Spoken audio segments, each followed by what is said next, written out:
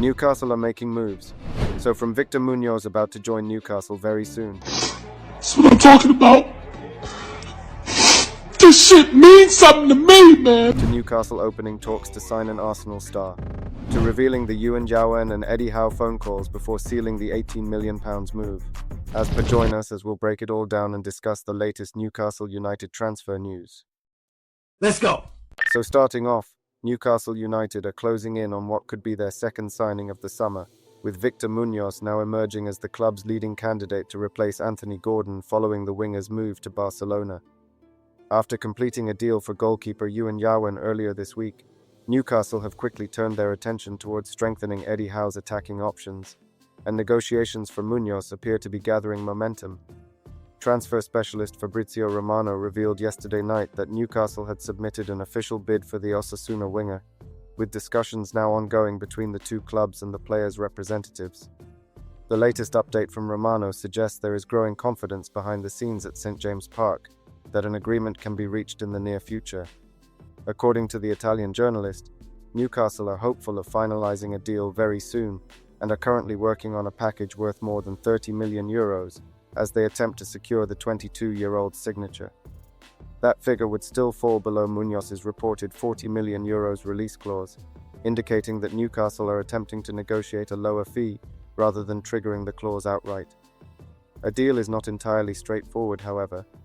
When Osasuna signed Munoz from Real Madrid last summer, the Spanish giants reportedly inserted a 50% sell-on clause into the agreement, ensuring they would receive a substantial share of any future transfer fee.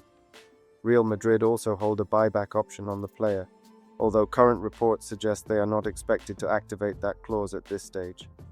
Even so, Madrid's involvement adds another layer of complexity to negotiations, and may influence how much flexibility Osasuna are willing to show during talks.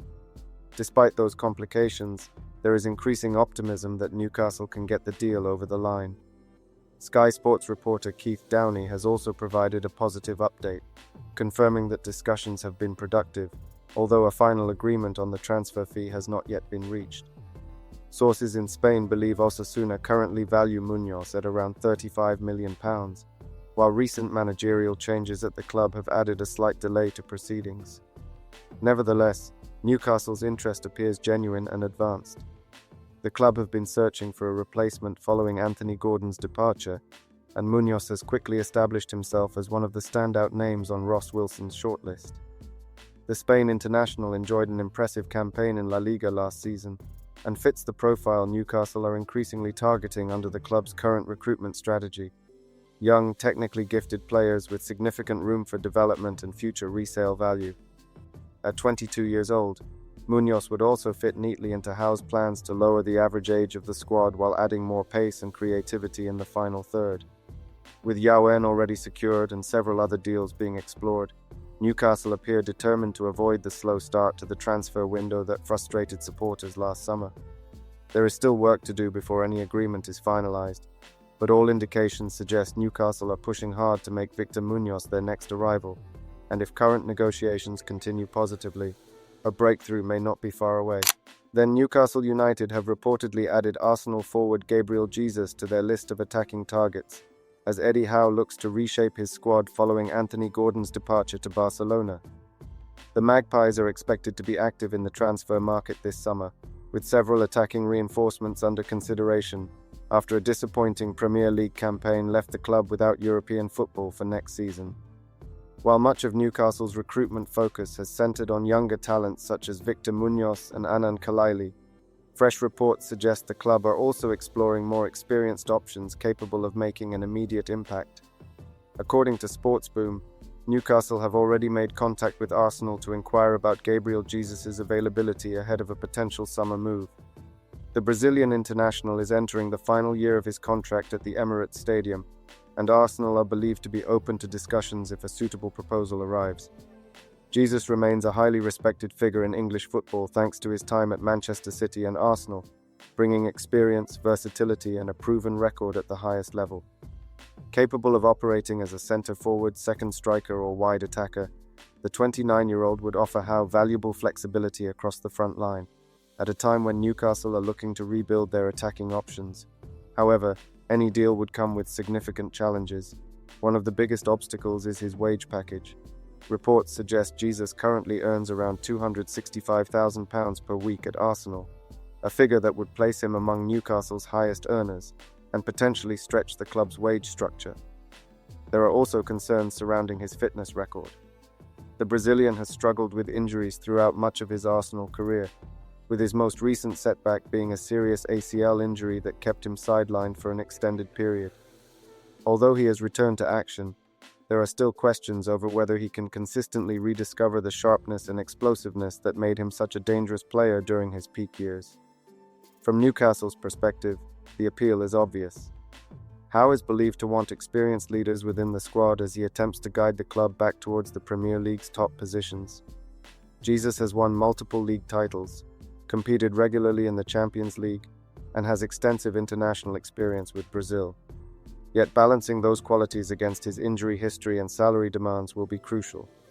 Newcastle's recent transfer strategy has largely focused on younger players with strong resale value and long-term potential. A move for Jesus would represent a different type of investment, one aimed at immediate experience rather than future development. For now, the club's interest appears to be at the exploratory stage, with contact made to assess the feasibility of a deal rather than any formal negotiations taking place. Whether Newcastle decide to push ahead may ultimately depend on Arsenal's demands, Jesus' wage expectations, and the club's ability to strengthen other priority positions first. As things stand, Gabriel Jesus is a name firmly on Newcastle's radar, but there are still several hurdles to overcome before any potential move becomes a realistic possibility.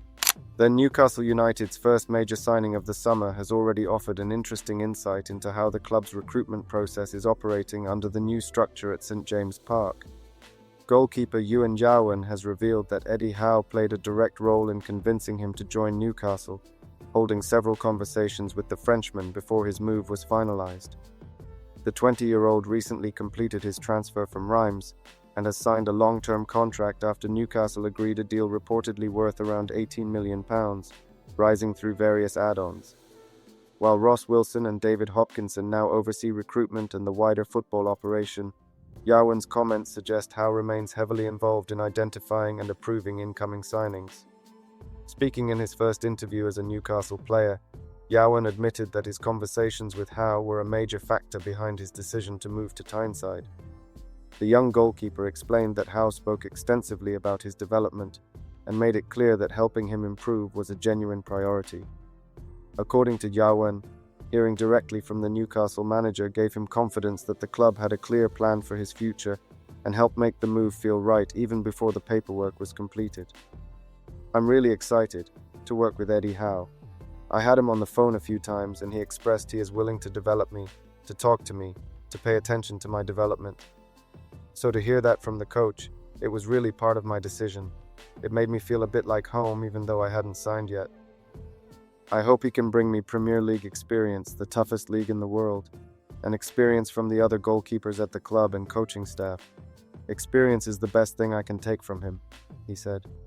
That will be encouraging news for supporters who have questioned whether Newcastle's new recruitment model might reduce Howe's influence over transfers. Last summer's difficult window led to criticism from several directions, with recruitment issues often linked to a lack of structure following the departures of key executives. Newcastle have since addressed those problems by strengthening their leadership team, but Howe's involvement clearly remains an important part of the process. In truth, that is probably how most supporters would want it. While sporting directors are responsible for long-term planning and identifying targets, it makes little sense for managers to have no input on players they will ultimately be expected to develop and select every week. Yawan's comments suggest Newcastle have found a healthier balance between the two approaches. Wilson and the recruitment department may lead negotiations and scouting, but Howe still appears to have significant influence when it comes to selling the project to potential signings. For Yawan specifically, Howe's reputation as a coach who improves players was a major attraction. The Newcastle boss has earned widespread praise for the development of players such as Joelinton, Fabian Schär, Jacob Murphy and Lewis Hall, and Yawan clearly believes he can benefit from that environment as he adjusts to English football. The French under-21 international is expected to compete for a first-team role next season, although Newcastle are still believed to be exploring the market for another senior goalkeeper depending on Nick Pope's future. Regardless of who arrives alongside him, Yawan's words provide further evidence that Newcastle's transfer strategy is becoming more joined up than it was a year ago. Rather than simply signing talented players and hoping things work out, there appears to be a clear emphasis on communication, development plans, and ensuring new arrivals understand exactly how they fit into Howe's vision. If Yawan fulfills his potential at St. James Park, those early phone calls from Howe may end up being remembered as the first step in a very successful Newcastle career. Then, if you would want to know the secret details behind Newcastle's potential new free transfer signing, click the video link on screen now.